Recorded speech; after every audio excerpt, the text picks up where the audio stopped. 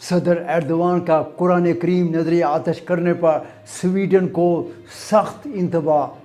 T R Urdu سے آپ کا میزبان ڈاکٹر فرقان حمید اردو زبان بولنے والے اپنے تمام ناظرین کو انقرہ سے سلام عرض کرتا ہے۔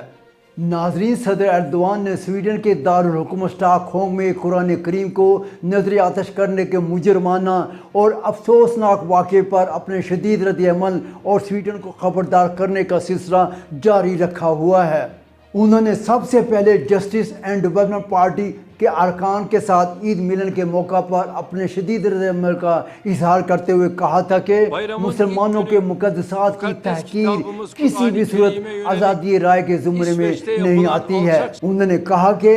اپنے آپ کو مہذب دنیا کے چیمپئن کہلوانے والے ان مغربی گھمنڈوں کو مقدسات کا احترام کس طرح کیا جاتا ہے سکھا کر ہی دم لیں گے۔ صدر ایردوان نے کہا کہ قرآن کریم کو نظر آتش کرنا اور مقدسات کی توہین کرنا ہماری ریڈ لائن ہے اور اس کے لیے ہمارا تن من دھن سب کچھ قربان ہے۔ ہم کسی بھی صورت آزادی رائے کے نام سے اس قسم کی اشتعال انگیزی اور دھمکیوں کی سیاست کی ہرگز اجازت نہیں دیں گے۔ ایردوان نے کہا کہ جو لوگ آزادی رائے کی آڑ میں اس جرم کو سرزد کرنے کی اجازت دیتے ہیں اور بیہودہ واہیات اور لفظ سوچ کی بنیاد رکھتے ہیں، وہ کبھی بھی اپنے مقاصد میں کامیاب نہیں ہو سکتے ہیں۔ صدر ایردوان نے ایک بار پھر کابینہ کے اجلاس کے بعد پریس کانفرنس سے خطاب کرتے ہوئے کہا کہ ایسے موقع پر جب عالم اسلام اپنے مذہبی فریضہ حج اور عید کی تیاریوں میں مصروف تھا تو سویڈن کے دارالحکومت اسٹاک ہوم میں قرآن کریم کو نظر آتش کیا جا رہا تھا۔ انہوں نے کہا کہ یہ نفرت انگیز جرائم ہیں جو اسلاموفوبیا کو ہوا دے رہے ہیں۔ اس قسم کے واقعات کی اجازت دینے والوں اور نفرت انگیز جرائم کا ارتکاب کرنے والوں کی آنکھوں پر پٹیاں بندھی ہوئی ہیں۔ یہ لوگ ہمیشہ انسانی حقوق، قوانین یا اصولوں پر سختی سے عمل درآمد کرنے کا ہمیں تو درس دیتے رہتے ہیں، لیکن جب مسلمانوں کے مقدسات کی بات آتی ہے تو انہیں اچانک آزادی رائے یاد آ جاتی ہے۔ اس ذہنیت کے ہاتھوں میں آزادی رائے ایک ایسا آلہ ہے جو اسلاموفوبیا اور زینوفوبیا کی تمام شکلوں کو جائز قرار دیتا ہے۔ صدر ایردوان نے اسٹاک ہوم میں عید الاضحیٰ کے پہلے روز ایک مسجد کے سامنے ہونے والے گھنونے حملے کا ذکر کرتے ہوئے کہا کہ اس قسم کے گھنونے حملے اکا دکا حملے نہیں ہیں، یہ حملے دراصل کینسر یا رسولی کی مانند بڑھتے ہی چلے جا رہے ہیں جن کو روکنے کا وقت آن پہنچا ہے۔ صدر ایردوان نے کہا کہ اپنے آپ کو مہذب کہلوانے والے یہ ممالک اس بیماری کی روک تھام کے لیے کسی قسم کا کوئی اقدام اٹھانے سے بھی قاصر ہیں۔ نیوزی لینڈ کے شہر کرائسٹ چرچ کی ایک مسجد میں نماز ادا کرنے والے 51 مسلمانوں کی دہشت گردی کے حملے کے نتیجے میں ہلاکت پر ابھی تک کسی نے کوئی سبق نہیں سیکھا ہے۔ صدر ایردوان نے کہا کہ موجودہ دور میں مسلمانوں کے لیے اپنے عقیدے کے ساتھ آزادانہ زندگی بسر کرنا، سڑک پر آزادانہ طور پر اپنی زبان بولنا اور لباس پہننا مشکل سے مشکل تر ہوتا جا رہا ہے۔